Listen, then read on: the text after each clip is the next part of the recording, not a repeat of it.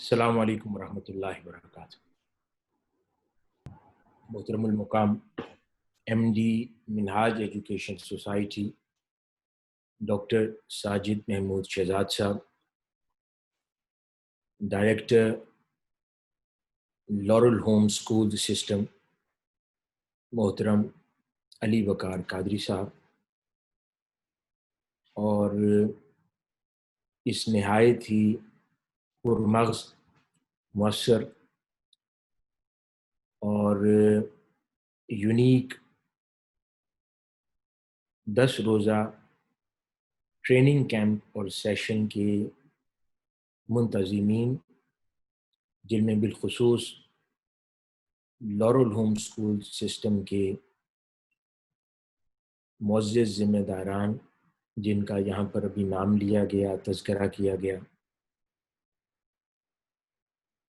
جس میں بالخصوص حسن نثار صاحب اور باقی ساری ٹیم، اس کے علاوہ ٹیکنیکل سپورٹ دینے والی ٹیم، جنہوں نے اس پروگرام کے لیے اور اس 10 روزہ کیمپ کے لیے اپنی سپورٹ مہیا کی، اور پھر بالخصوص ملک پاکستان سے 500 سے زائد شریک، اساتذہ کرام، پرنسپل صاحبان، خواتین و حضرات، جنہوں نے ان 10 روزہ ٹریننگ کیمپ میں، ورچوئل کیمپ میں شرکت کی، آپ سب کو دل کی عمیق اور اتھاہ گہرائیوں سے مبارکباد دیتا ہوں،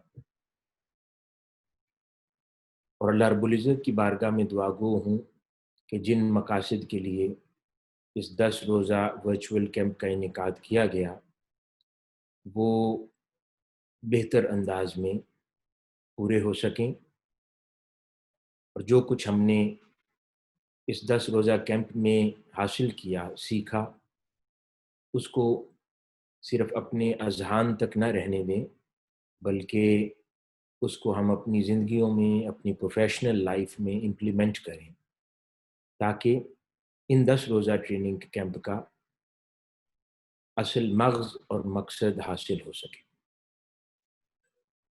میں ایک نہایت ہی شاندار، سکسیسفل اور عظیم الشان ورچوئل کیمپ کے انعقاد پر محترم ایم ڈی صاحب، ڈائریکٹر صاحب محترم علی وقار صاحب اور تمام ساتھیوں کو اس لیے بھی مبارکباد دینا چاہتا ہوں کہ شاید اساتذہ کرام کے حوالے سے اور عدد کے حوالے سے یہ شاید جتنے بھی پاکستان میں اسکول سسٹم ہیں اس وقت، ان میں 500 اور 600 کی تعداد میں اگر اساتذہ کرام 10 روز تک شریک رہے کیمپ میں، تو یہ میرا خیال ہے ایک تاریخی نوعیت کا عدد کے لحاظ سے کیمپ ہے، جس کا انعقاد لورل ہوم سکولز نے کیا، تو یہ لاکھ بار مبارکباد کے مستحق ہے۔ اللہ پاک آپ لوگوں کی توفیقات میں اور اضافہ کرے، اور اللہ رب العزت آپ کو اور کامیابیوں سے نوازے۔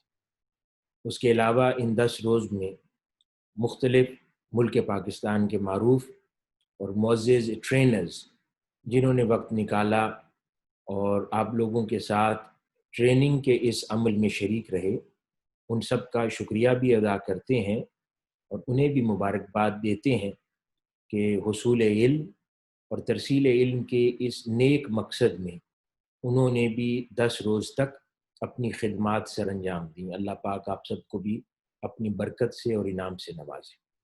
ناظرین و محترم، آج اس عظیم الشان کیمپ کا آخری روز ہے، اور یہ کیمپ اختتام پذیر ہونے جا رہا ہے، اور جن ٹاپکس کا ابھی میری گفتگو سے پہلے محترم علی وقار صاحب نے احاطہ کیا کہ یہ ٹاپکس اس کیمپ میں کور کروائے گئے، وہ میں سمجھتا ہوں کہ نہایت مؤثر اور ضروری ٹاپکس تھے، اور میں امید کرتا ہوں کہ ہمارے ٹرینرز نے ان کے اوپر وہ تمام ضروری پہلو کور کیے ہوں گے جو ہمارے معزز پارٹیسپینٹس کی پروفیشنل لائف کو بینیفٹ کر سکتے ہیں۔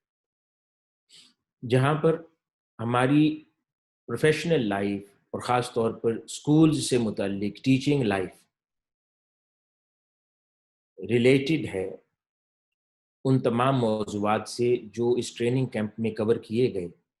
وہاں پر نہایت ہی اہم موضوع اور پہلو لیڈرشپ بھی ہے، کیونکہ ایک بات آپ ہمیشہ ذہن نشین رکھیں کہ آپ چاہے کسی اسکول میں استاد ہیں یا کسی اسکول کی کسی بھی انتظامی ذمہ داری پر فائز ہیں، یا آپ کسی اسکول کے پرنسپل ہیں، یا آپ کسی اسکولز کی چین کو لیڈ کر رہے ہیں، ہیڈ کر رہے ہیں، آپ ڈائریکٹر ہیں، آپ کسی بھی ذمہ داری پر ہیں، تو آپ اپنے اپنے عہدے کے لحاظ سے ایک لیڈرشپ رول میں ہیں.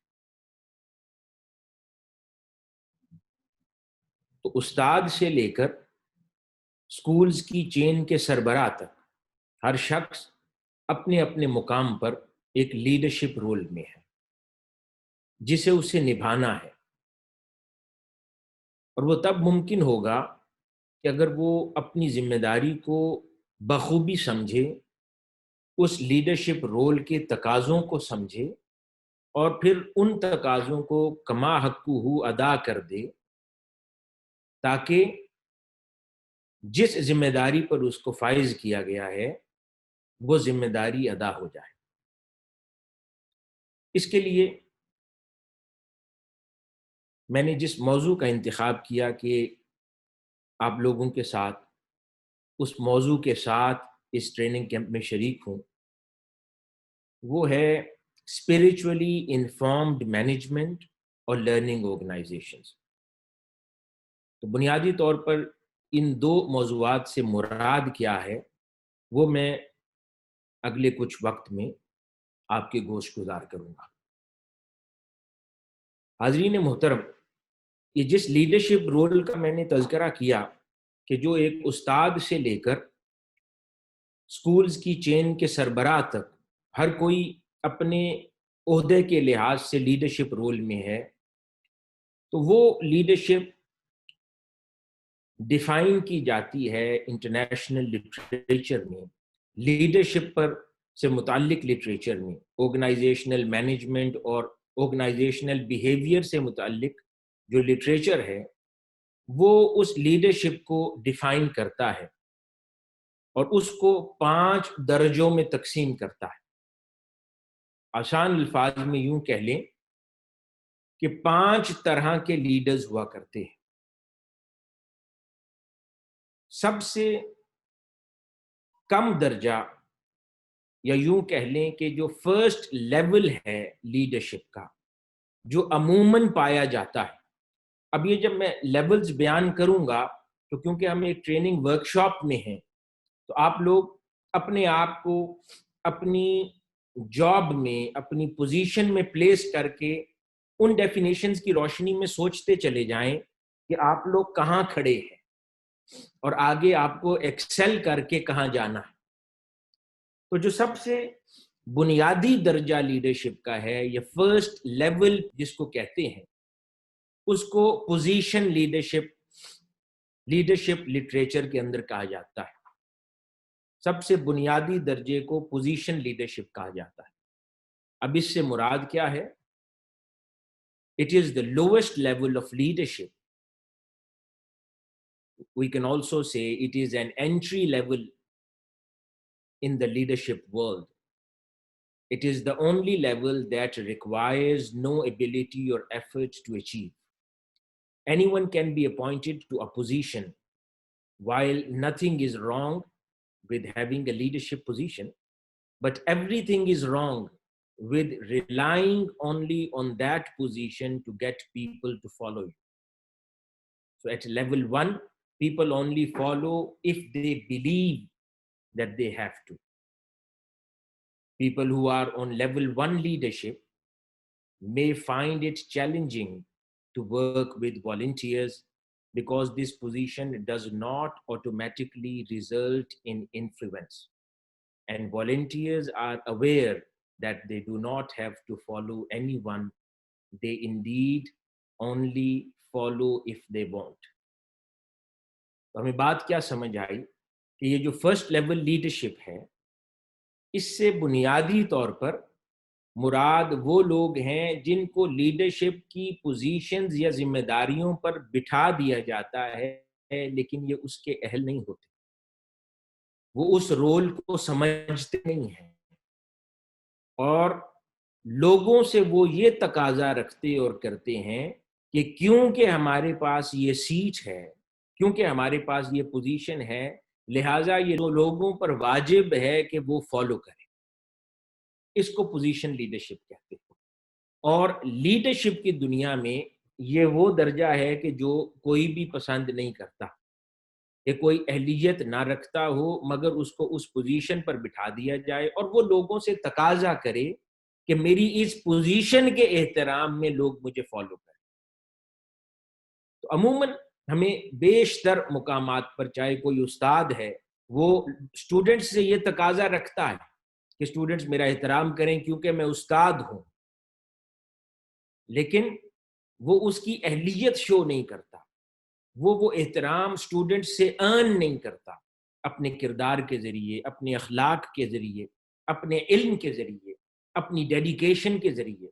اگر وہ احترام ارن نہیں کرتا، کماتا نہیں ہے، تو اسٹوڈنٹس جتنی بار بھی وہ کہہ لے کہ میں استاد ہوں میرا احترام کرو، وہ اسٹوڈنٹس اگر اس کا کریکٹر دیکھیں گے، اس کا اخلاق دیکھیں گے، اس کی زبان دیکھیں گے، اس کی اہلیت دیکھیں گے، تو کبھی بھی احترام نہیں کر پائے۔ تو یہ ایک بنیادی نقطہ ہے ان تمام ٹریننگز کے ٹیکنیکل امور کے علاوہ، مگر نہایت ضروری، جو ہم اس ٹریننگ کیمپ میں سیکھتے رہے ہیں، لیکن اس کے ساتھ ساتھ استاد ہیں تو احترام واجب ہے، لیکن وہ احترام کمانا پڑتا ہے اسٹوڈنٹس سے۔ جو دوسرے نمبر پہ سیکنڈ لیول ہے، اس کو پرمیشن کہتے ہیں، لیڈرشپ لیول۔ اس سے مراد کیا ہے کہ this level two is based on relationship. At this level of leadership people choose to follow because they want to. اب اس لیول پر لوگ دل سے کسی کو فالو کرنا چاہتے ہیں، اس لیے وہ لوگ اس کو دیتے ہیں کہ ہاں تم ہمیں رول کرو، اسے پرمیشن دیتے ہیں کہ ہاں تم ہمیں گائیڈ کرو، اس لیے اس کو پرمیشن لیول آف لیڈرشپ کہتے ہیں۔ In other words, this give the leader permission to lead them. To develop at this level, leaders work on getting to know their people and connecting with them. You cannot lead without people, which means you need to learn to like people if you want to lead well. اس سے مراد کیا ہے؟ اس level پر آپ لوگوں کے ساتھ interactive ہو جاتے ہیں، socialise کرتے ہیں، لوگوں کو جاننا شروع کرتے ہیں، جو آپ کے ساتھ کنیکٹڈ ہے، آپ کے شاگرد ہیں، آپ کے کلیگز ہیں، آپ کے سب آرڈینیٹس ہیں، آپ ان کو پرسنلی جانتے ہیں، ان کے لائف میٹرز کو بھی جانتے ہیں، ان سے پیار سے بات کرتے ہیں، وہ آپ سے کنیکٹ ہونے لگ جاتے ہیں، تو پھر اپنے دل سے آپ کو پرمیشن دیتے ہیں کہ ہاں آپ ہمیں لیڈ کریں۔ پھر جب آپ کوئی بات انہیں کہتے ہیں، ان کا دل آمادگی کا اظہار کرتا ہے کہ ہاں ہمیں سننی چاہیے۔ کیوں؟ کیونکہ آپ انہیں جانتے ہیں، ایک دوسرے کو بائی نیم اور بائی فیس جاننے لگ جاتے ہیں، ایک دوسرے کے معاملات اور حالات اور پریشانیوں سے واقف ہو جاتے ہیں، ایک دوسرے کی خوشیوں سے واقف ہو جاتے ہیں، تو لوگ آپ کے ساتھ ایسوسیشن فیل کرتے ہیں، ریلیشن شپ فیل کرتے ہیں۔ اگر کوئی شخص لیڈرشپ رول میں ہے لیکن مزاج کا آئسولیٹڈ ہے، مزاج کا خاموش ہے، انٹریکٹ نہیں کرتا، تو وہ اس لیڈرشپ رول کے لیے فٹ نہیں ہے۔ That person could be a good researcher, that person could be anything but leader، اگر وہ لوگوں کے ساتھ انٹریکشن کرنے میں کمفرٹیبل ہے۔ اس وجہ سے یہ جو دوسرا رول ہے، یہ عموماً ہمیں اس لیول پر لیڈرز ملتے ہیں آرگنائزیشنز میں، جن کو لوگ پسند کرتے ہیں، جو لوگوں سے کنیکٹ کرتے ہیں اور لوگ ان کے ساتھ چلنا چاہتے ہیں، لیکن یہ دوسرے درجے کی لیڈرشپ ہوا کرتی ہے۔ اس کے بعد تیسرا درجہ، یہ اب ایک اونچا درجہ لیڈرشپ کا ہے، جو ریئر ہوتے ہیں لوگ، اس کو پروڈکشن لیول کہتے ہیں۔ At this level The leaders know how to motivate their people and get the tasks and goals, objectives achieved, and get these things done. Moreover, getting things done is what level 3 leadership is all about.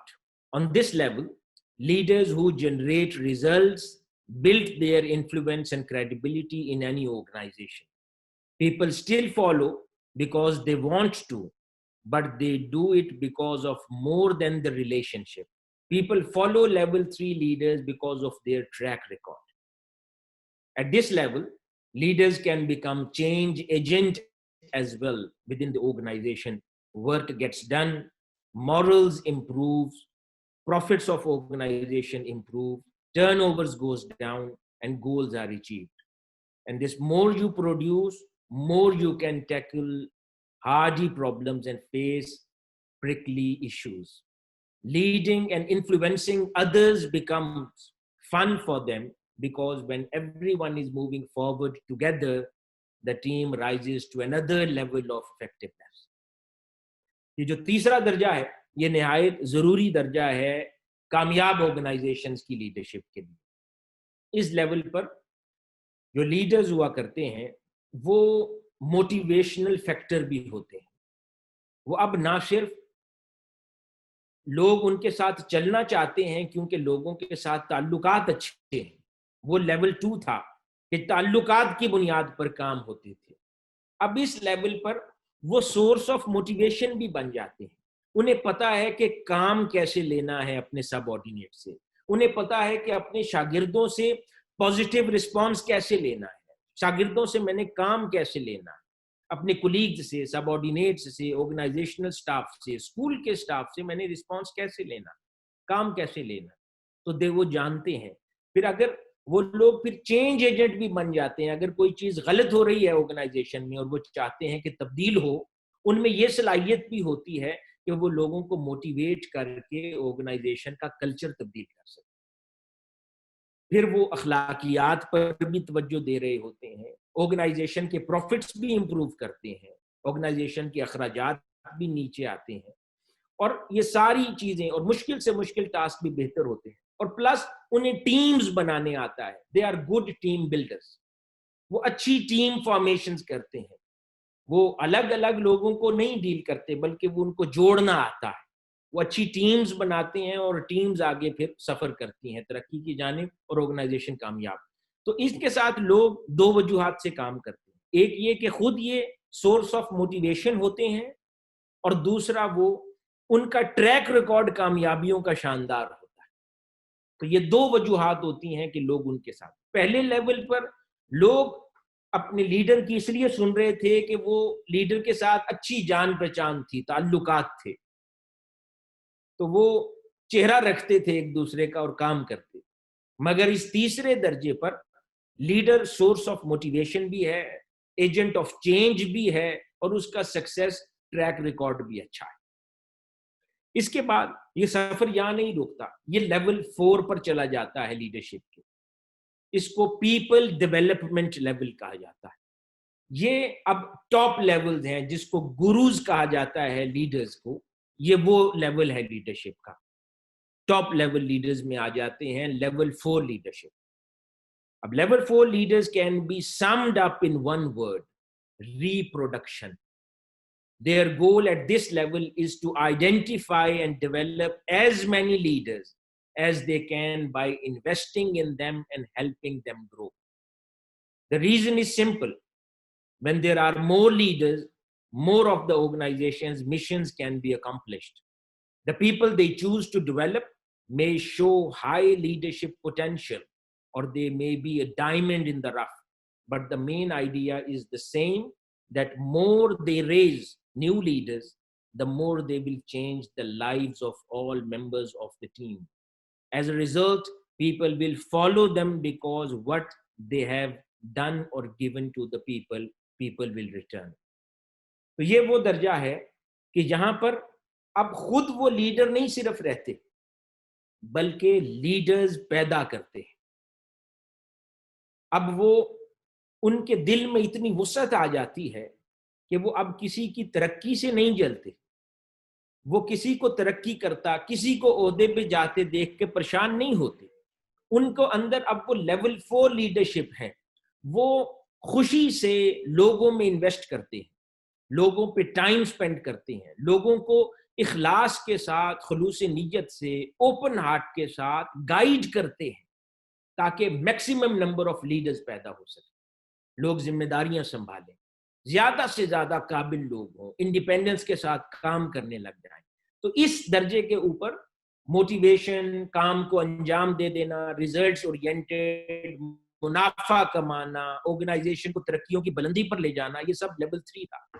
یہ سب تو اب شامل ہو گیا اس کے اندر، مگر level 4 میں کامیابیاں، وہ پچھلی لیول 3 کی خصوصیات تو موجود ہیں، لیکن لیول 4 میں اب اضافہ یہ ہو گیا کہ وہ اب اپنے جیسے اور تیار کرنا شروع کرتا ہے. اسے پتا ہے کہ میں نے لوگوں کو کام دینا ہے، سونپنا ہے، لیڈرشپ رول سمجھانا ہے، تو وہ اپنے وجود سے کئی اور لیڈرز پیدا کرتا ہے. عموماً ہمارے ہاں گھٹن پائی جاتی ہے، ہم آگے اور کسی آدمی کو دیکھتے ہیں ذمہ داریوں کے لیے تو ہم کئی بار انسیکیورٹی فیل کر جاتے ہیں کہ شاید ہم وہ آدمی کوئی دوسرا صلاحیت کی وجہ سے کچھ زیادہ نیم کلیم نہ کر لے، جبکہ یہ چوتھے درجے کے لیڈرز کی یہ شخصیت کے منافی ہے. وہ الٹا ایسے لوگوں کو پیدا کرتے ہیں، کیونکہ یہ بھی ایک ریپروڈکشن کائنات انسانی کا بنیادی اصول ہے. اگر اس اصول کو بند کر دیا جائے تو کائنات کا پہیہ جام ہو جاتا ہے.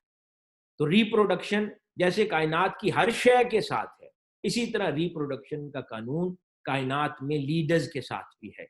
تو اگر لیڈرز اور لیڈرز پیدا نہیں کریں گے، چاہے کوئی آرگنائزیشن لیڈر ہے، کسی اسکول کا پرنسپل ہے، وہ آگے قابل ٹیم پیدا نہیں کرے گا، کسی آرگنائزیشن کو لیڈ کر رہا ہے، وہ آگے لیڈرز پیدا نہیں کرے گا، تو یہ سفر رک جاتا ہے.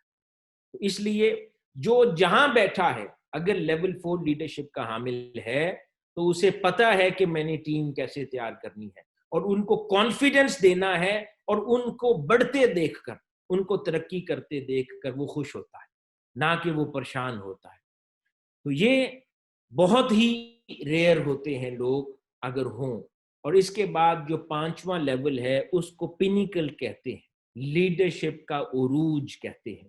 یہ بہت ریئر جیمز ہوتے ہیں، یہ بہت ریئر نگ ہوتے ہیں دنیا میں، یہ بہت ریئر ہیرے ہوتے ہیں دنیا میں، بہت کم نظر آتے ہیں، لیکن ہوں تو تاریخیں لکھ کر جاتے ہیں. اس کو کہتے ہیں level 5 leadership.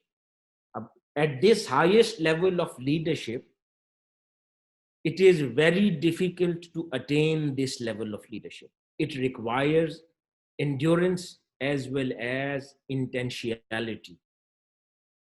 One simply cannot reach at this level, which is level 5, unless they are willing to invest their life into the lives of others for the whole of their life.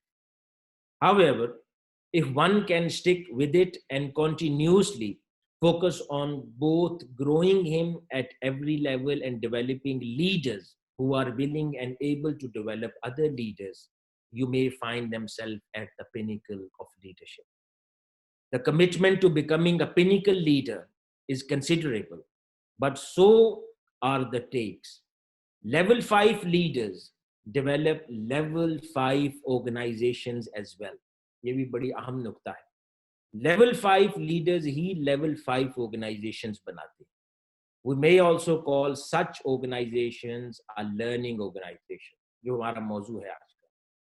یہی level 5 leaders ہی actually level 5 organizations بناتے ہیں، اور وہ level 5 organizations کون سی ہوتی ہیں؟ وہی learning organizations ہوتی ہیں. They create opportunities that other leaders do not. They create legacy which other leaders do not. People follow them because who they are and what they represent, that is great.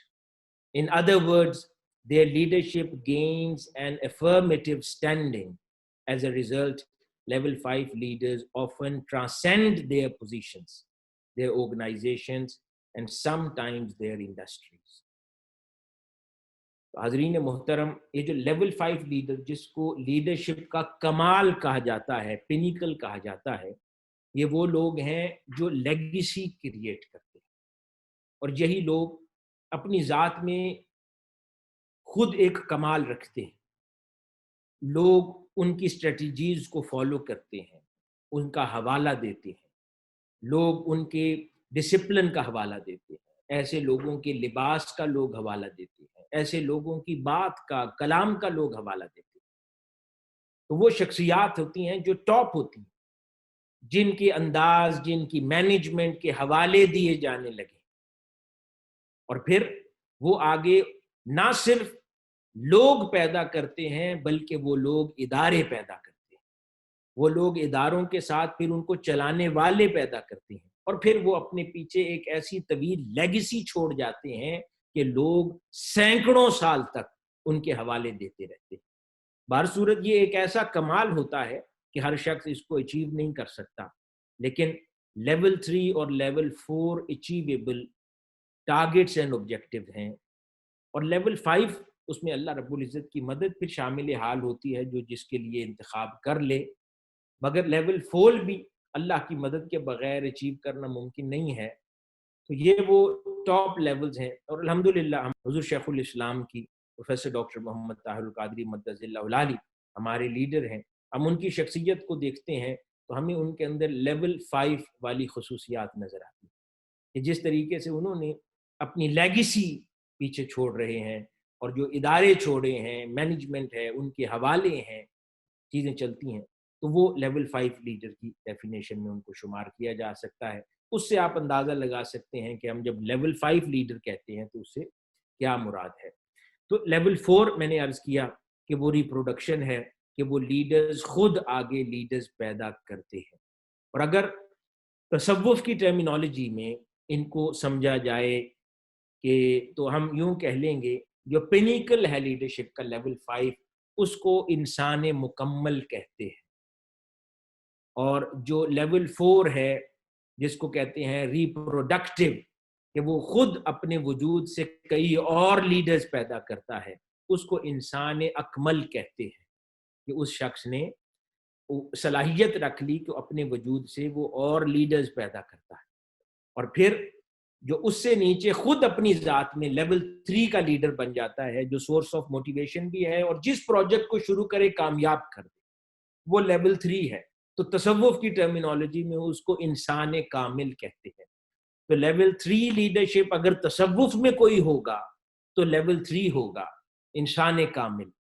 چوتھے درجے پر جو level 4 ہوگا وہ انسان اکمل ہوگا، اور جو 5th level of leadership پر ہوگا تصوف کی دنیا میں تو وہ انسان مکمل ہوگا. یہ میں نے حوالتاً تصوف کا بھی حوالہ دے دیا. جو لوگ اس کا ذوق رکھتے ہیں تو ان کو ایک مینجمنٹ اور لیڈرشپ کی زبان سے ان کو حوالہ دے دیا کہ اس کو اس طرح ہم کمپیئر کر سکتے ہیں. تو محترم اساتذہ کرام اور پرنسپل صاحبان ہمارے، آپ لوگ اب سمجھے ہوں گے کہ جن بھی ذمہ داریوں پر ہم لوگ بیٹھے ہیں، نہایت ضروری ہے کہ ہم سمجھیں کہ ہم کس لیول کے لیڈرز ہیں، اور ہم کس طرح کی لیڈرشپ چاہتے ہیں اپنی زندگیوں میں، اور ہم آگے ایکسل کر کے کہاں پہنچنا چاہتے ہیں، تاکہ ود ان دا آرگنائزیشنز آپ کے سامنے کچھ گولز ہوں، کچھ آبجیکٹیوز ہوں کہ آپ نے کس طرح ترقی کس طرف کرنی، اپنی لیڈرشپ کی کون سی صلاحیتوں کو نکھارنا ہے. یہ وہ ایک ٹریک ہے. میں امید کرتا ہوں اگر آپ نے نوٹ کیا ہوگا تو ان 5 لیولز کو ایز اے ٹریک ٹریٹ کریں، کہ اب پھر خود اپنی دھیان میں سوچ کر اپنے آپ کو ڈیفائن کریں کہ میں آج کہاں کھڑا ہوں، اور میں نے آج سے 10 سال بعد اپنے اندر کون سی لیڈرشپ کی اہلیت اور صلاحیت پیدا کریں. تو اس پیٹرن کو انسان فالو کرتا چلا جاتا ہے، اور یہ 5 سکیلز میں نے عرض کر دیے جو امید ہے آپ کو فائدہ دیں گے. آئیے اب لیڈرشپ کے دوسرے پہلو کی طرف چلتے ہیں. یہ تو میں نے 5 درجے بیان کر دیے کہ لیڈرشپ کے یہ ہوتے ہیں. اب لیڈرشپ پرنسپلز ہیں، اساتذہ ہیں، آرگنائزیشنل ہیڈز ہیں. آپ کی آرگنائزیشنز میں آپ میٹنگز کنڈکٹ کرتے ہیں، سکولز کی مینجمنٹ ہے، سکولز کو آپریٹ کرتے ہیں، انسٹیٹیوشنز کو چلاتے ہیں. تو لیڈرشپ کے کئی ممکنہ انداز ہو سکتے ہیں، سٹائلز ہو سکتے ہیں. ایک تو ہے نا کہ آپ کس لیول کے لیڈر ہیں، وہ ہم پہلے بات کر چکے. اب یہ ہے کہ آپ کا لیڈرشپ سٹائل کیا ہے. تو لیڈرشپ کے لٹریچر نے سٹائل کو کور کرتے ہوئے 8 مختلف طرح کے سٹائلز بیان کیے کہ آرگنائزیشنز کے اندر جو لیڈرشپ کلچرز ہیں، لیڈرشپ سٹائلز ہیں، آرگنائزیشنز کو چلانے کے انداز 8 الگ طرح کے ہو سکتے ہیں. ان پہ بھی ذرا غور کرتے جائیں، میں عرض کرتا ہوں، تاکہ ہمارے اسکولز کے پرنسپلز ہیں آپ لوگ جان سکیں کہ آپ لوگ اپنی آرگنائزیشنز کو کس انداز میں چلا رہے ہیں، تاکہ ان کو ریوزٹ کر سکیں اور پھر کامیابی کی طرف جا سکیں. اس میں جو پہلا انداز ہے لیڈرشپ سٹائل کا، اس کو ٹرانسفارمیشنل لیڈرشپ سٹائل کہتے ہیں یا کرزمیٹک لیڈرشپ سٹائل بھی کہا جاتا ہے. یہ ایک ٹاپ لیڈرشپ سٹائل ہوتا ہے، یہ حاصل کرنے سے نہیں حاصل ہوتا، یہ نیچرل ہے. اس کو یوں کہہ لیں کہ this leadership style inspire staff through charm, effective communication, and by creating an environment of intellectual stimulation. Such leaders are often blue sky thinkers and may require more detail-oriented managers to implement their strategic vision. The removal of a charismatic leader typically leaves a power vacuum. اب یہ جو leaders ہوتے ہیں یہ creative ہوتے ہیں، charismatic ہوتے ہیں اپنی پرسنالٹی کے اندر، ویژنری ہوتے ہیں. یہ وہ دور تک بھی سوچ لیتے ہیں جو کبھی انسان کی نگاہ عام آدمی کی وہاں نہیں جاتی. یہ کریٹرز ہوتے ہیں، اپنے خیالات میں پوری دنیا کریٹ کر لیتے ہیں. ان لوگوں کو پھر ان خیالات کی امپلیمنٹیشن کے لیے نہایت ہی مؤثر اور ڈیٹیلڈ ٹیکنیکل مینیجرز درکار ہوتے ہیں جو ان کے ویژن کو نیچے امپلیمنٹ کریں. یہ عموماً ٹاپ لیول لیڈرز ہوتے ہیں. مذہبی دنیا کے اندر بھی یہ عظیم رہنما ہوتے ہیں، سیاسی دنیاؤں میں بھی یہ ویژنری لیڈرز ہوتے ہیں، لیکن ان کو سپورٹ کے لیے خود مؤثر اور سٹرونگ مینیجرز چاہیے ہوتے ہیں ٹیکنیکل، کہ جو ان کے ویژن کو لیں اور نیچے امپلیمنٹ کریں. اگر خود بھی ویژنری ہوں اور نیچے امپلیمنٹ کرنے کے لیے سٹرونگ مینیجرز نہ ملیں، وہ ایک اور ویژنری کوئی ہو، تو پھر یہ صرف ویژن سے ویژن کا رابطہ اور ناطہ رہتا ہے، وہ کبھی ویژن ٹرانسلیٹ ہو کے حقیقت میں تبدیل نہیں ہوتا. تو اس وجہ سے یہ ایسی شخصیات ہوتی ہیں، کرزمیٹک لیڈرشپس ہوتی ہیں، جن کے پاس آئیڈیاز ہیں، جن کے پاس ویژن ہے، لیکن ان کو ٹرانسلیٹ کرنے کے لیے ان کو ٹیکنیکل بگ ہینڈز چاہیے.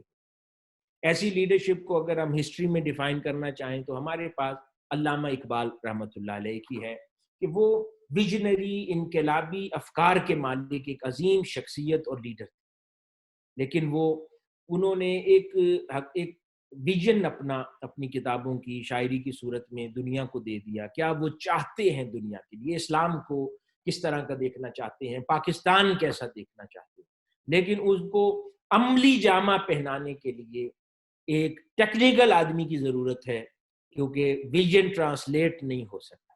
تو اس لیے ایسے ٹرانسفارمیشنل لیڈرشپ کو اس لیے کہا جاتا ہے کہ اگر یہ لوگ مائنس ہو جائیں تو ان کے پیچھے لیگیسیز نہیں ہوتی، ان کے پیچھے یہ صرف گیپ اور ویکیوم کریٹ ہوتا ہے، کیونکہ ویژنری کی شخصیت کا مائنس ہو جاتی ہے سسٹم میں سے. دوسرا لیول جو کلچر اور سٹائل لیڈرشپ کا ہوتا ہے وہ ٹرانزیکشنل لیڈرشپ ہے. It applies a carrot and stick approach to management activities. They reward good performances while punishes lousy practices. یہ جو مینجمنٹ سٹائل ہے یہ کیرٹ اینڈ سٹک اپروچ ہے. مثال کے طور پہ جو کام کرے گا اس کو انعام ملے گا، جو کام نہیں کرے گا اس کو سزا ملے گی. یہ کیرٹ اینڈ سٹک اپروچ ہے.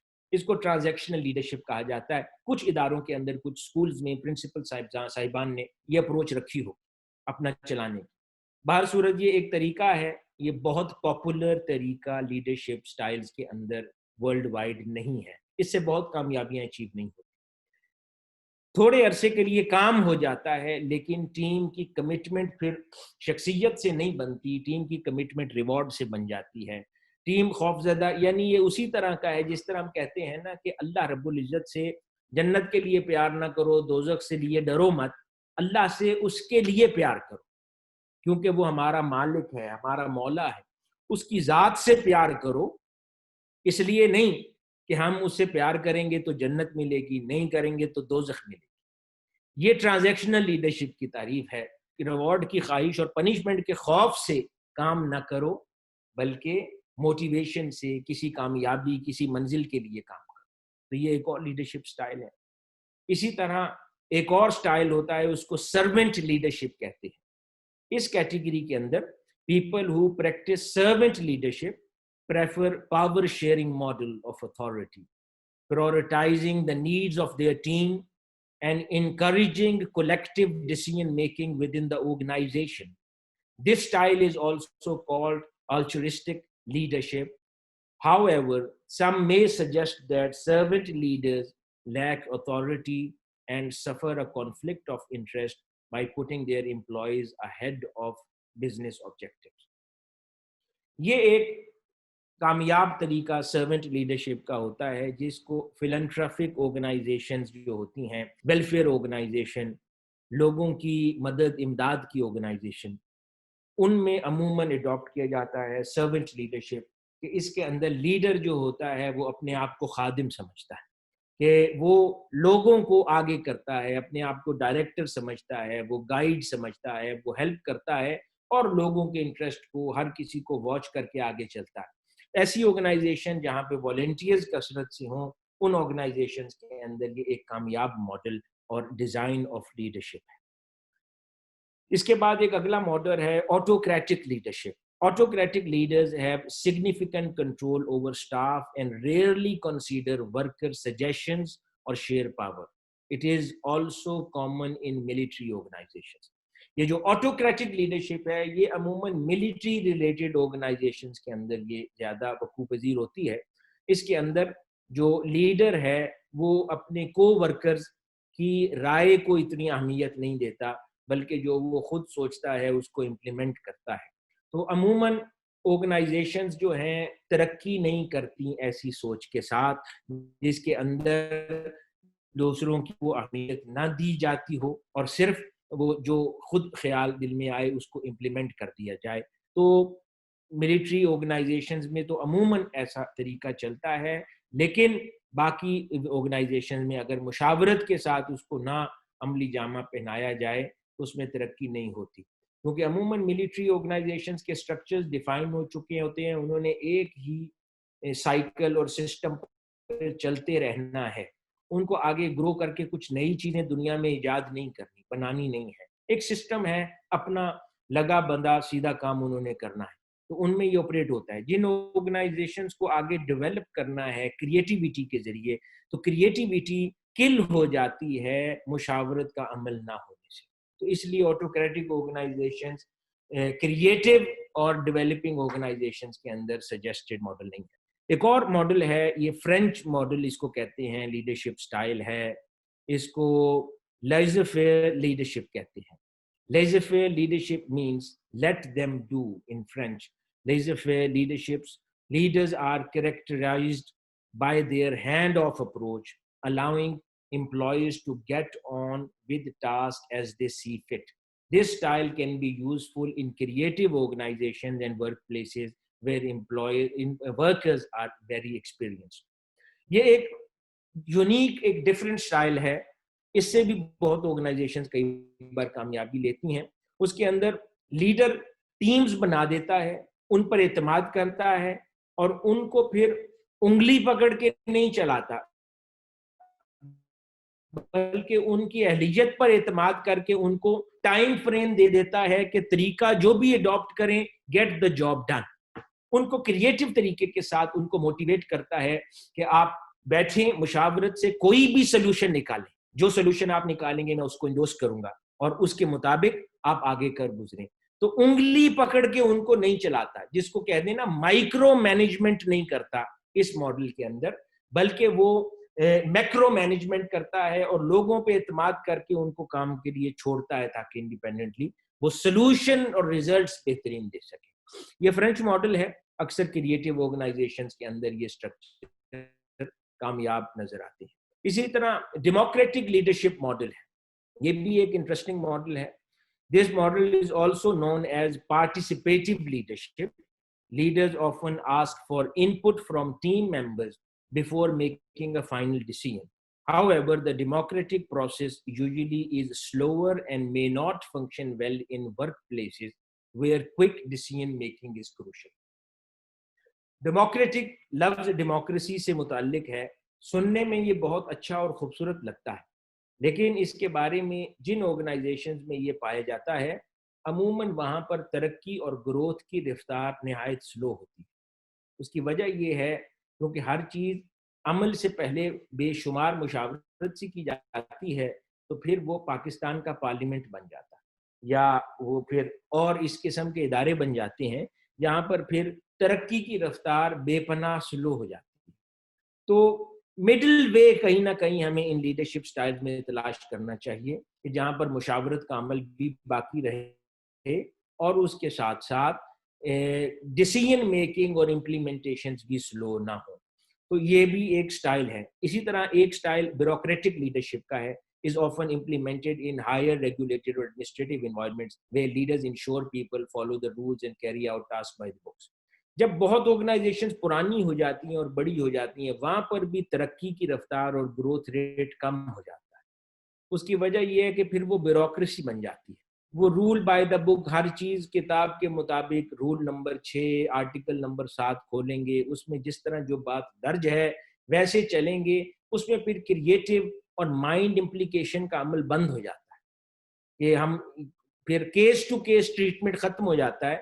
हो सकता है कि कुछ केसेस जल्दी ट्रीट होकर बेहतर हो सकें, वो फिर by the law by the book चलते हैं. ये भी सिस्टम को स्लो डाउन कर देता है. और आठवां जो आखिरी चीज है वो निहायत मौसर तरीका है, उसको सिचुएशनल लीडरशिप कहते हैं. Situational leadership is a theory that the best leaders utilize a range of different styles depending on the environment. For example, situational leader may adopt a democratic leadership style when discussing commercial direction with senior executive, but switch to a bureaucratic strategy when relaying new projects protocols to the workers. However, many people have a natural leadership style which can make switching between roles challenging. अब situational leadership ये होती है कि वो शख्सियात जामे होती हैं और उनके अंदर कई लीडरशिप के ये पहलू समा जाते हैं और वो ऑर्गेनाइजेशन को चलाते हुए मुख्तलिफ औकात में मुख्तलिफ सिचुएशंस के अंदर मुख्तलिफ लीडरशिप स्टाइल्स अपनाते हैं. कुछ फोरम्स को वो डेमोक्रेटिक राइट देते हैं, कुछ फोरम्स के ऊपर वो डिसीजन मेकिंग कर देते हैं, कुछ जगहों के ऊपर वो कुछ को अहलियत को देख के कुछ डिपार्टमेंट्स को, कुछ शख्सियात को ये लेजर फेयर लीडरशिप स्टाइल के तहत उनको ओपन हैंड देते हैं कि आप अपना काम करके अंजाम दें.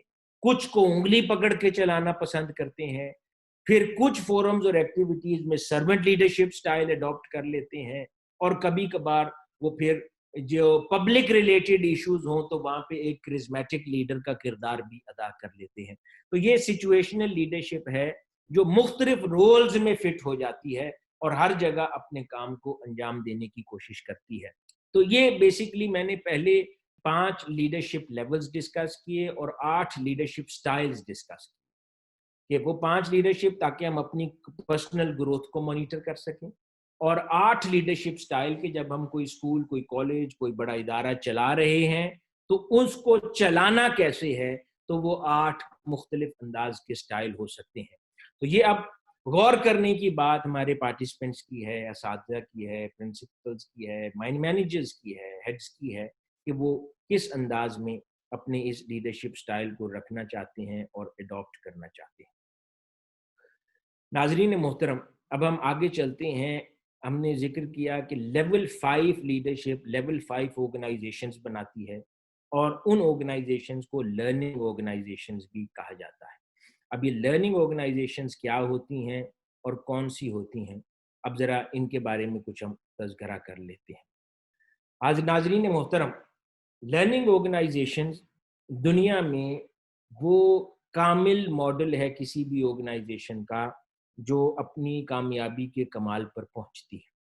और आज آرگنائزیشن لٹریچر جتنا بھی ہے وہ لرننگ آرگنائزیشنز کو آرگنائزیشنل ڈیولپمنٹ کا نقطۂ کمال تصور کرتا ہے، اور کسی کو بھی اپنی آرگنائزیشن کو کامیابی کی منزل پر لے جا کر کمال پر دیکھنا ہو تو ہم کہیں گے کہ یہ لرننگ آرگنائزیشن کی ڈیولپنگ سٹیج پر ہے یا یہ لرننگ آرگنائزیشن بن چکی ہے۔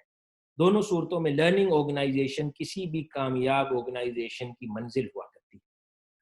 اب لرننگ آرگنائزیشن کے اندر جو سٹاف ہے، جو امپلائیز ہیں، جو ممبرز ہیں، جو والنٹیئرز ہیں، اس کے ان کا رجحان اور کلچر کیا ہوا کرتا ہے، اس کے سیلینٹ فیچرز کیا ہوا کرتے ہیں، اس کی انگریڈینٹس کیا ہوتے ہیں، اب ان کا تذکرہ کرتے ہیں۔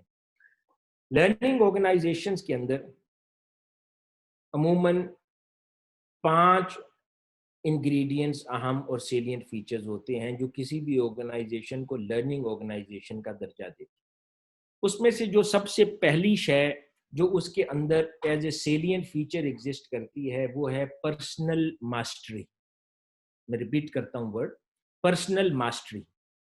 It is a process of living and working purposefully towards a vision in alignment with one's values and in a state of constant learning about oneself and the reality in which one exists. Personal mastery and self-leadership can be considered synonymous. تو personal mastery بنیادی طور پہ کیا ہے کہ ان میں learning organisations وہ ہیں کہ جہاں پر جو کام کرنے والا ہے، چاہے وہ والنٹیئر ہے، چاہے وہ امپلائی ہے، سٹاف ممبر ہے، آفس بیرر ہے، ہیڈ ہے، جو بھی ہے، اس کا اپنی ذاتی علم کا حصول، سکل سیٹ بڑھانا، اس کے اوپر اس کی توجہ ہمیشہ مبذول رہتی ہے، یعنی اس کی زندگی جمود کا شکار نہیں ہوتی اور وہ مسلسل سیکھتا رہتا ہے۔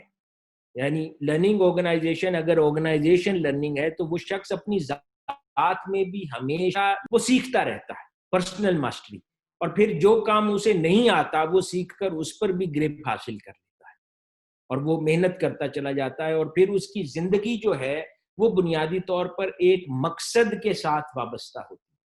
اب یہ پرسنل ماسٹری ایک استاد بھی اپنے اندر قائم کر سکتا ہے۔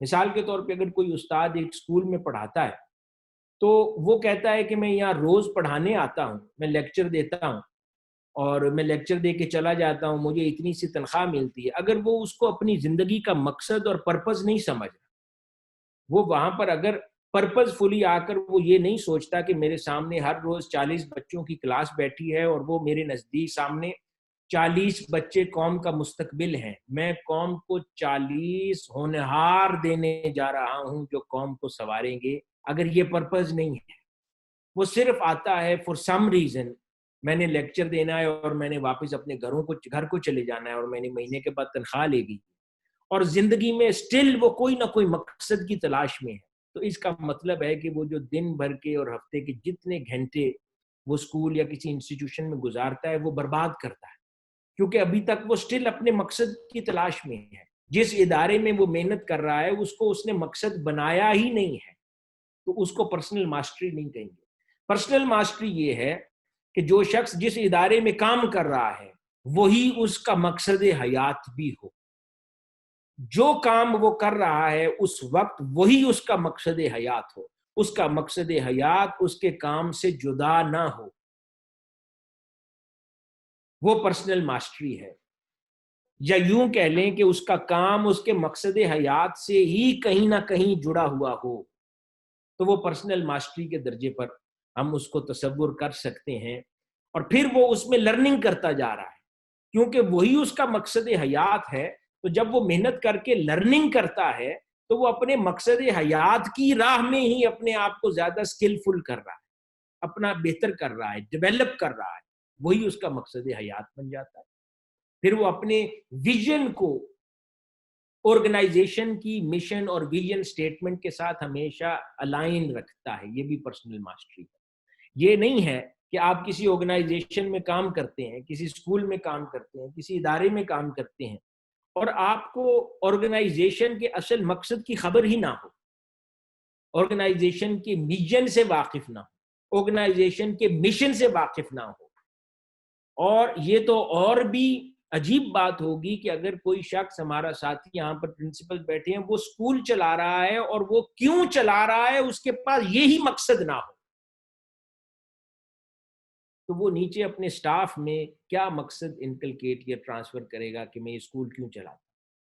اگر اس کے اوپر واضح ہے مشن کہ میں اس اسکول کی بنیاد اس لیے رکھ رہا ہوں کہ 50 سال بعد اس علاقے کے جتنے ذہین لوگ ملک پاکستان کی خدمت کر رہے ہوں وہ اس ادارے کے پیدا کرتا ہوں، اچھے اخلاق کے ساتھ، اچھے اطوار کے ساتھ، اچھی تعلیم کے ساتھ، ملک و قوم کی خدمت کرنے میں جس بڑے شخص کا نام آئے اس کی بیک گراؤنڈ میں اس ادارے کا نام نکلے۔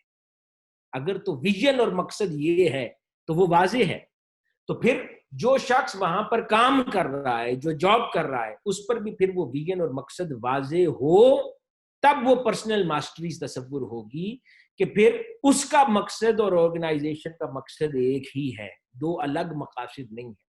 اگر امپلائیز اور مینجمنٹ ایک مقصد پر نہ ہو تو وہ بھی لرننگ آرگنائزیشن تصور نہیں ہوتی۔ تو امپلائیز کا اور آرگنائزیشن مینجمنٹ کے مقاصد ایک ہونے چاہیے۔ یہ عین ممکن ہے کہ ساروں کے نہ ہوں، لیکن موسٹ آف دا امپلائیز اپنے مقصد اور ویژن میں آرگنائزیشن کے ساتھ ان لائن ہو چکے ہوں، تو پھر آرگنائزیشن لرننگ آرگنائزیشن بننے کا وہ عظیم مقصد اچیو کرنے کے قابل ہو جاتی ہے۔ دوسرا اہم نقطہ یا سیلینٹ فیچر لرننگ آرگنائزیشن کا وہ مینٹل ماڈلز ہے۔ اب یہ بڑا اہم ٹرمینالوجی ہے، مینٹل ماڈلز۔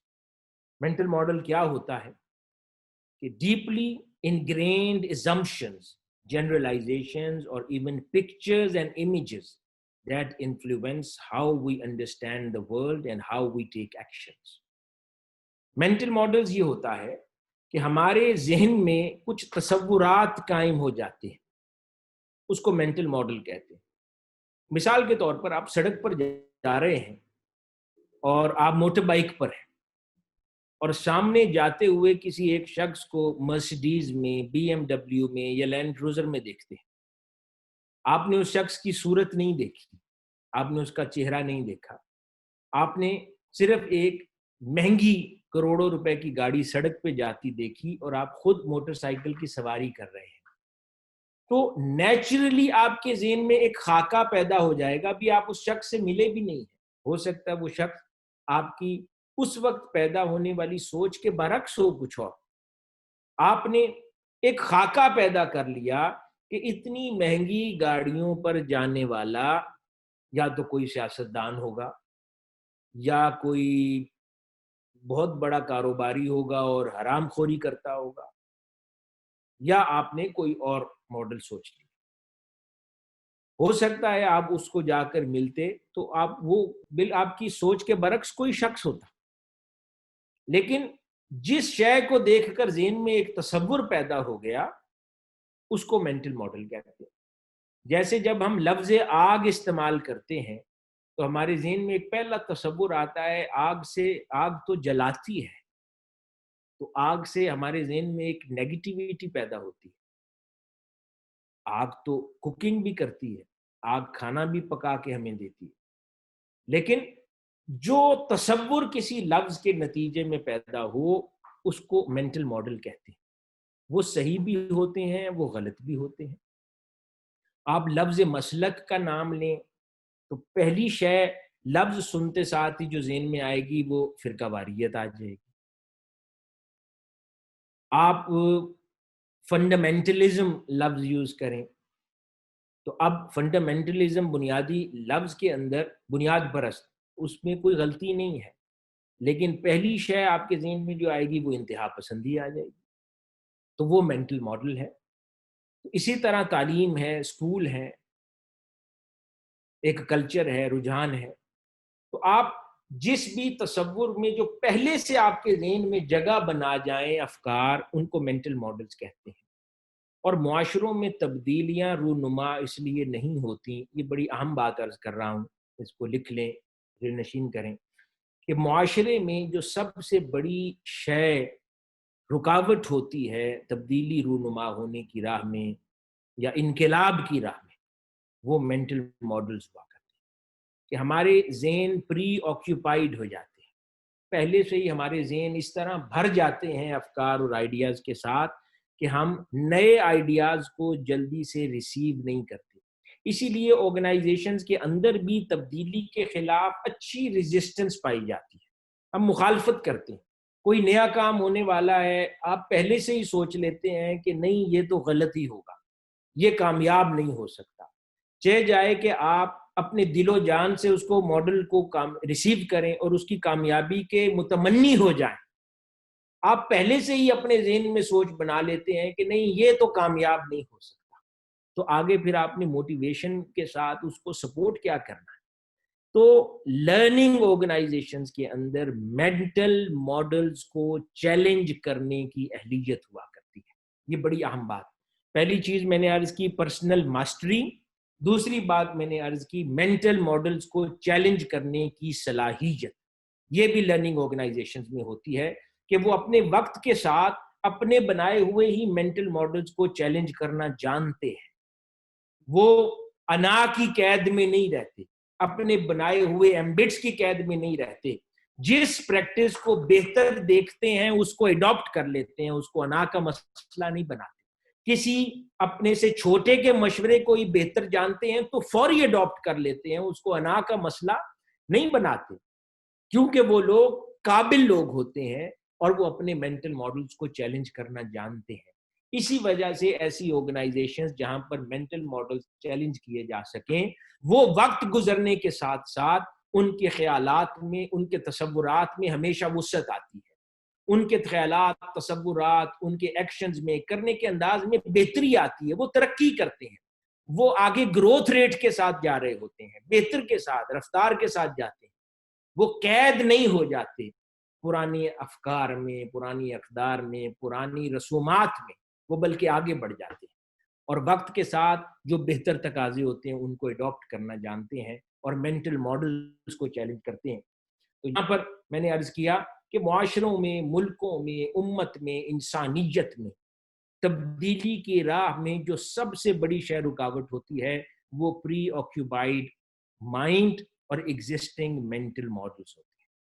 تو انہی کو چیلنج کرنا ان آرگنائزیشنز کا خاصہ ہوا کرتا ہے. یعنی وہ ہمیشہ سے ایک انداز سے مسئلے کو حل نہیں کرتے. اگر مسئلہ حل نہیں ہو رہا تو وہ 10 الگ انداز سے سوچیں گے اور 10 الگ طریقوں سے نئی چیزوں کو اڈاپٹ کر کے سلوشن ڈھونڈنے کی کوشش کرتے ہیں. اس کے بعد جو لرننگ آرگنائزیشنز ہوتی ہیں ان کا ایک اور خاصہ ہے building a shared vision. Shared vision is a powerful motivator. A leader's view does not necessarily become shared by those below him.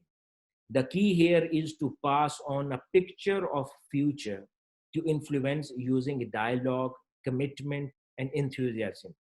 Rather than to try to dictate, storytelling is one possible tool that can be used here. Bill shared یہ بہت ضروری ہے. اداروں کے اندر، schools میں، colleges میں، universities میں، دیگر ادارہ جات کے اندر ایک سب سے بڑا مسئلہ جو مینجمنٹ اور سٹاف اور اسٹوڈنٹس کے درمیان رہتا ہے کہ ویژن کمیونیکیٹ نہیں ہوتا کہ ادارے کا مقصد کیا ہے. ہم بٹس اینڈ پیسز میں چیزوں کو ریلے کرتے ہیں، کمیونیکیٹ کرتے ہیں، اصل ویژن نہیں. اگر تو ٹاپ سیٹ پر بیٹھا ہوا آفس بیئرر اور گیٹ پہ کھڑا سیکیورٹی سٹاف وہ دونوں جانتے ہوں کہ اس ادارے کا مقصد کیا ہے وجود میں آنے کا، تو پھر آپ کہیں گے کہ ہاں کہ ہم کیا چاہتے ہیں اور ہم کیوں چاہتے ہیں. اگر اس میں کمی بیشی پائی جاتی ہو تو پھر آرگنائزیشنز کو اس پہ محنت کرنے کی ضرورت ہے تاکہ سٹاف ایک ویژن پر، ایک پیج پر جمع ہو جائے. یہ نہیں کہ فلاں شخص کا کیا تعلق ہے، وہ کیوں جانے، وہ تو سیکیورٹی گیٹ کے اوپر کرنا اس کا کام ہے. اس کا کام تو نہیں ہے ویژن جانے، اس کا کام ہے. کیونکہ اگر وہ پیرنٹس صبح بچے چھوڑنے لاتے ہیں اور اس کو پتا ہو اس گیٹ پہ کھڑے سیکیورٹی گارڈ کو کہ ادارے کا مقصد اور ویژن یہ ہے اور ہمارے لیے اس ویژن کی تکمیل کے لیے ہر ایک بچہ اور ہر ایک پیرنٹ بھی قیمتی ہے، تو اس گیٹ پہ کھڑا اچھے اخلاق کے ساتھ بات کرے گا. وہ ایک شخص بھی وہاں سے ناراض نہیں کرے گا، کیونکہ اسے پتا ہے کہ کوئی ایک شخص کا ناراض ہونا بھی آرگنائزیشن کے اصل آبجیکٹیوز کی راہ میں رکاوٹ بن سکتا ہے۔ اب وہ ویژن کیونکہ شیئرڈ ہو گیا تو اوپر سے لے کے نیچے تک ہر شخص فعال ہوگا اور وہ اس میں اپنا کردار ادا کرے گا جو بھی رول وہ انجام دے رہا ہے۔ اگر وہ شیئرڈ ویژن نہیں ہوگا، ایک پیج پر اوپر سے نیچے تک نہیں ہوں گے تو نتائج ایک سے نہیں ہوں گے۔ تو اس کا حل کیا ہے؟ اس کا ہر سٹوری ٹیلنگ ہے، کمیونیکیشن ہے کہ ادارے میں، اسی لیے تو ٹریننگز کروائی جاتی، اسی لیے اس ٹریننگ کا انعقاد کیا گیا کہ ہم اپنے ویژن اور مقصد کو بھی اچیو کر سکیں، شیئر کر سکیں، کہ منہاج ایجوکیشن سوسائٹی ہو، لورل ہوم سکولز ہو، ہمارا مقصد کیا ہے، ہم چاہتے کیا ہے۔ ہم اس پورے ملک کے اندر ایک انسانیت پر مبنی، اچھے اخلاق والی، اہلیت والی پاکستانی کیپیبل لیڈرشپ اور فیوچر جنریشن پیدا کرنا چاہتے ہیں کہ جو پاکستان کو ان مشکل ادوار اور حالات سے نکال کر اس کو ان عظمتوں تک لے جائے جس کا پاکستان حقدار ہے، اور اپنے والدین کے لیے بھی اونچا نام پیدا کرے، اپنے ادارے کے لیے بھی، ملک پاکستان کے لیے بھی، امت مسلمہ کے لیے۔ اس کے لیے پھر اچھے اخلاق بھی ضروری ہیں، تعلیم کے اندر کمال بھی ضروری ہے، ایجوکیشن بھی ضروری ہے، کامیابیاں بھی ضروری ہے، ماڈرن سائنسز بھی ضروری ہے، دین کی تعلیم بھی ضروری ہے، یہ سارے امور ضروری ہے۔ تو یہ ایک ویژن جنریٹ کرتے ہیں پورا۔ تو اس پر ٹریننگز اس لیے کروائی جاتی ہیں اور سٹاف کے ساتھ میکسیمم انٹریکشن اس لیے ضروری ہے تاکہ ٹاپ ٹو باٹم ہر شخص کو ادارے کا آبجیکٹو اور ویژن واضح ہو جائے۔ تو لرننگ آرگنائزیشن کا ایک یہ خاصہ ہوتا ہے کہ وہاں پر ویژن شیئرڈ ہوتا ہے، اور اس کے بعد ٹیم لرننگ، یہ پانچواں اہم نقطہ ہے کہ the state where team members think together to achieve common goals, it builds on shared vision, adding the element of collaboration۔ وہاں پر اچھی ٹیم بلڈنگ ہوتی ہے کیونکہ ویژن اب کامن ہے، شیئرڈ ہے، مشاورت ہے، کولیبوریشن ہے، تو ٹیم ورک خوبصورت ہوتا ہے۔ تو پھر وہ جس کام میں بھی وہ ادارہ ہاتھ ڈالتا ہے اس میں وہ کامیابیاں ہی کامیابیاں دیتا ہے۔ تو یہ لرننگ آرگنائزیشن کی خصوصیات اور خاصہ ہوا کرتا ہے، اور الحمدللہ ان ڈیفینیشنز اور تعریفات کی روشنی میں اگر ہم دیکھیں تو منہاج القرآن انٹرنیشنل جو آرگنائزیشن جو شیخ الاسلام پروفیسر ڈاکٹر محمد طاہر القادری نے آپ نے بنائی ہے، جس کو ہم آگے مل کر لے کر چل رہے ہیں، یہ آرگنائزیشن اگر مکمل طور پر لرننگ آرگنائزیشن نہ بھی تصور ہو تو یہ اپنے افعال اور اپنے فیچرز کی بدولت ہم یہ کہہ سکتے ہیں کہ مور اور لیس لرننگ آرگنائزیشن کے پاتھ اور ٹریک پر ہی یہ آرگنائزیشن ہے، اور یہ بہر صورت منازل وقت کے ساتھ اچیو ہوتی ہیں۔ ہم چاہیں تو ہم اپنے سکولز کو، کالجز اور اداروں کو بھی لرننگ آرگنائزیشنز بنا سکتے ہیں۔ یہ میں نے عرض کیا کہ لرننگ آرگنائزیشن کیا ہوا کرتی ہے۔ اب آگے ہم چلتے ہیں اس گفتگو کے موضوع کے دوسرے حصے پر، اسپریچولی انفارمڈ مینجمنٹ۔ یہ کیا ہوتی ہے؟ یہ لرننگ آرگنائزیشن سے ہی قریب تر ہے۔ اب اس مینجمنٹ میں بھی ہم ایک استاد جو پڑھا رہا ہے، ایک پرنسپل جو اسکول کو رن کر رہا ہے، یا ایک اسکولز کی چین کا سربراہ ہو یا ہیڈ ہو کسی ایک ڈویژن کا، وہ سب پر ہی یہ اپلائی ہوتا ہے۔ اسپریچولی انفارمڈ مینجمنٹ ایک ایسا تصور ہے جو آج نان مسلمز اور ویسٹرن ورلڈ کے اندر بھی نہایت ہی پاپولر ہو گیا ہے۔ اب آج ویسٹرن لٹریچر اور اسٹڈیز یہ کہہ رہی ہیں کہ ایون وہ ملٹی نیشنلز، انٹرنیشنل گوروں کی، ویسٹرن کمیونٹی کی، یورپ کی، North American, Australian organisations, non Muslims کی بھی، وہ کہہ رہے ہیں کہ جو آرگنائزیشن اسپریچولی انفارمڈ مینجمنٹ کے ہاتھوں چل رہی ہیں ان آرگنائزیشنز نے لازوال ترقی کی ہے، اور جو آرگنائزیشن مٹیریلسٹک بینیفٹس کے لیے چل رہی تھیں وہ گریجولی اپنے وقت کے ساتھ اپنی شناخت اور قدر کھو دیتی۔ اب اسپریچولی انفارمڈ مینجمنٹ کو اردو میں ہم کیا کہیں گے؟ اس سے مراد ہے روحانی الذہن مینجمنٹ، یعنی روحانی الذہن منتظمین۔ اب وہ ایک اسکول میں بھی ہو سکتے ہیں، ایک انسٹیٹیوشنل چین کے ہیڈ آفس میں بھی ہو سکتے ہیں، پورے ادارے میں بھی ہو سکتے ہیں، والنٹیئرز میں بھی ہو سکتے ہیں، امپلائیز میں بھی ہو جاتے ہیں۔ یعنی روحانی الذہن مینجمنٹ کیسے ہوتی ہے؟ اب مینجمنٹ عموماً سورس آف موٹیویشنز کئی ہو سکتے ہیں۔ ایک سورس آف موٹیویشن کسی کے لیے اچھی تنخواہ ہے، ایک سورس آف موٹیویشن کسی کے لیے نیم فیم ہے، کسی کے لیے سورس آف موٹیویشن جو ہے وہ اچھا بڑا عہدہ ہے، کسی کے لیے سورس موٹیویشن پروٹوکول ہے، کسی کے لیے وہ 1000 موٹیویشنز کے سورسز ہوتے ہیں۔ عموماً موسٹلی ہمارے ہاں تنخواہ اور جو فائنینشیل مانیٹری بینیفٹس ہیں وہ ہوا کرتے ہیں سورس آف موٹیویشن۔ انٹرسٹنگلی یہ سارے سورسز آف موٹیویشن ورلڈلی ہیں، مٹیریلسٹک ہیں۔ ان سورسز کو جب موٹیویشن پوائنٹ بنا کر کوئی بھی شخص محنت کرے گا، یہ ضروری چیزیں ہیں، ان کا انکار نہیں ہے۔ اچھی تنخواہ، اعتماد، خود اعتمادی، confidence, job security, self respect, عہدہ، پروٹوکول، یہ ساری چیزیں ضرورت کی چیزیں ہیں جو دنیا میں انسان کو چاہیے ہوتی ہیں۔ لیکن اگر یہ اس کی زندگی کا آبجیکٹو ہوگا تو آپ اس شخص کو اسپرچولی انفارمڈ لیڈرشپ یا مینجمنٹ نہیں کہیں گے، کیونکہ اس کی موٹیویشن پوائنٹ مٹیریلسٹک ہے۔ کیونکہ جو کچھ بھی آپ کہہ لیں ہیں تو یہ چیزیں مٹیریلسٹک ورلڈ کی، لیکن اگر کسی کا سورس آف موٹیویشن، جیسے کہ قائد اعظم محمد علی جناح کو ہم دیکھتے ہیں، ان کا سورس آف موٹیویشن کیا تھا؟ ان کا سورس آف موٹیویشن پیسہ تھا؟ نہیں۔ ان کا سورس آف موٹیویشن عہدہ تھا؟ نہیں۔ ان کا سورس آف موٹیویشن کیا تھا؟ ان کا سورس آف موٹیویشن قوم تھی، ان کا سورس آف موٹیویشن آقا علیہ الصلوۃ والسلام کا امتی تھا۔ وہ ایک قوم کو پھلتا پھولتا دیکھنا چاہتے تھے، وہ ایک قوم کو بنتا سورتا دیکھنا چاہتے تھے، وہ مسلمانوں کی ایک ایسی ریاست دیکھنا چاہتے تھے جہاں پر آقا علیہ الصلوۃ والسلام کا امتی عزت اور احترام کے ساتھ جی سکے۔ وہ سورس آف موٹیویشن ان کا تھا۔ کوئی اور بڑی عظیم شخصیت ہو تو اس کا سورس آف موٹیویشن کیا ہوگا؟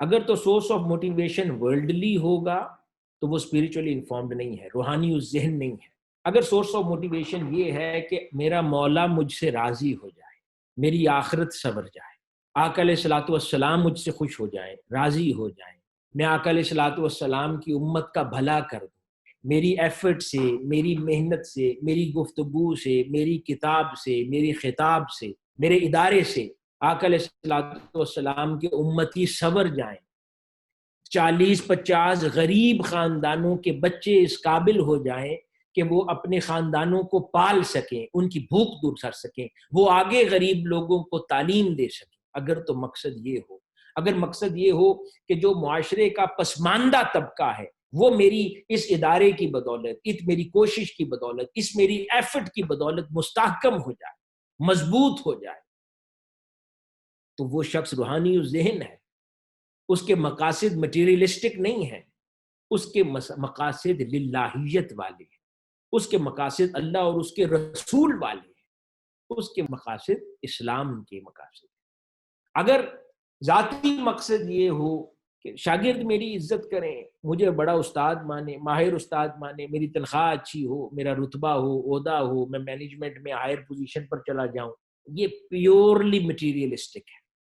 اس مینجمنٹ کو روحانی الذہن نہیں کہیں گے۔ روحانی الذہن مینجمنٹ چاہے استاد ہو، چاہے پرنسپل ہو، جس انداز میں وہ شخص ادارہ چلا رہا ہے، اگر اس کا مقصد انسانیت ہے وہ روحانی الذہن۔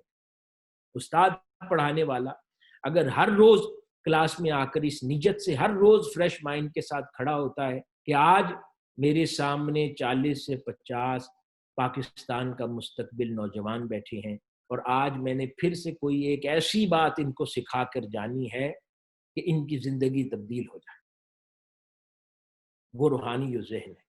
اس کی ہر لمحے اور ہر گفتگو کی صحبت سے اثر پیدا ہوگا کیونکہ وہ روحانی الذہن ہے۔ اور مٹیریلسٹک اپروچ کے ساتھ کوئی کرے گا تو ملک پاکستان میں 1000 ٹرینرز گھومتے ہیں، ٹرینرز کے سیشن، ٹریننگ کے سیشن سج جاتے ہیں، لیکن انسان نہیں مجھ میں سے پیدا ہوتا.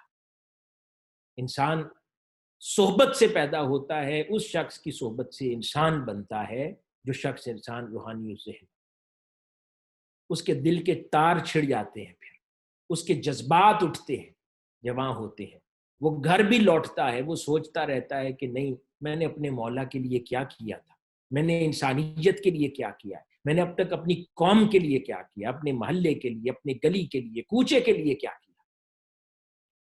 اگر پرنسپل ہے اور ہم سکول بناتے ہیں تو ہمارے ذہن میں واضح ہونا چاہیے مقصد کہ یہ ادارہ ہم کیوں بنا رہے ہیں اور اس کا بنیادی مقصد کیا ہے. اس کو روحانی ذہن، اسپرچولی انفارمڈ مینجمنٹ کہتے ہیں. ناظرین محترم، لارل ہوم اسکول سسٹم، اس کی پوری چین یہ ایک ویژن پر کام کر رہی ہے، اور میں چاہتا ہوں کہ ان تمام اداروں میں پڑھانے والے اساتذہ کرام اسی ویژن کے ساتھ جڑ جائیں. وہ ویژن ہے کہ اللہ اور اس کے رسول کی خاطر ایسی مستقبل کی جنریشن پیدا کرنا جو اسلام کی بھی صحیح نمائندہ ہو، پاکستان کی بھی صحیح نمائندہ ہو، اور انسانیت ان میں کوٹ کوٹ کر بھری ہو، اچھے اخلاق کی مالک ہو، پروفیشنل اہلیت کی مالک ہو. یعنی اچھے اخلاق کا مالک حسین اور عظیم ڈاکٹر ہو، انجینئر ہو، اچھا مسلمان انجینئر ہو، ڈاکٹر ہو، سائنٹسٹ ہو، لیکن اخلاق اس کے محمدی ہوں، سائنسدان بڑا ہو. اخلاق محمدی ہوں، ڈاکٹر بڑا ہو. اخلاق محمدی ہوں، پروفیسر بڑا ہو. یعنی پروفیشنلی سکسیسفل ہو اور اپنے اخلاق، کردار، افکار کے اندر سچا اور سچا. صرف فیس وصول کر کے، بچے کو پڑھا کے، سختیاں کر کے، پیرنٹ میٹنگز کر کے، واپس گھروں میں بچے کو بھیج کے وہ مقصد پورا نہیں. اس ویژن کے لیے لارل ہوم سکولز کی اور اس کے متعلقہ سکولز کی بنیاد رکھی گئی ہے. یہی وہ ویژن ہے جو اس کی سینئر لیڈرشپ سے لے کر نیچے تک ٹرانسفر ہوتا ہے اور ہونا چاہیے. اور یہی وہ ویژن ہے جو ہمارے سکولز میں، ہمارے اساتذہ میں، ہمارے پرنسپلز میں بھی انکلکیٹ ہونا چاہیے. یہ کچھ پیغامات تھے جو میں نے چاہا کہ آج آپ کی سیشن کے کنکلوژن پر میں آپ کے گوش گزار کروں، اور میں اللہ رب العزت کی بارگاہ میں دعا کرتا ہوں کہ جو باتیں ہم نے کی ہیں ان پر اللہ رب العزت ہمیں عمر بھر عمل پیرا رہنے کی توفیق عطا فرمائے، ہمیں روحانی و ذہن انسان بننے کی توفیق عطا فرمائے، اور اپنی آرگنائزیشنز کو لرننگ آرگنائزیشنز بنانے کی توفیق عطا فرمائے. آخر میں ایک بار پھر تمام مینجمنٹ کو دل کی عمیق اور عطا گہرائیوں سے اس شاندار ٹریننگ پروگرام کے انعقاد پر مبارکباد بھی پیش کرتا ہوں. اور ہمارے محترم ایم ڈی صاحب، محترم ڈاکٹر ساجد محمود صاحب، ہمارے ڈائریکٹر علی وقار قادری صاحب اور ان کی ساری ٹیم کو لاکھ بار مبارکباد ہو ایک شاندار ایکٹیویٹی کے انعقاد پر. اللہ پاک ہم سب کا حامی و ناصر ہو اور ہمارے حال پر لطف و کرم فرمائے.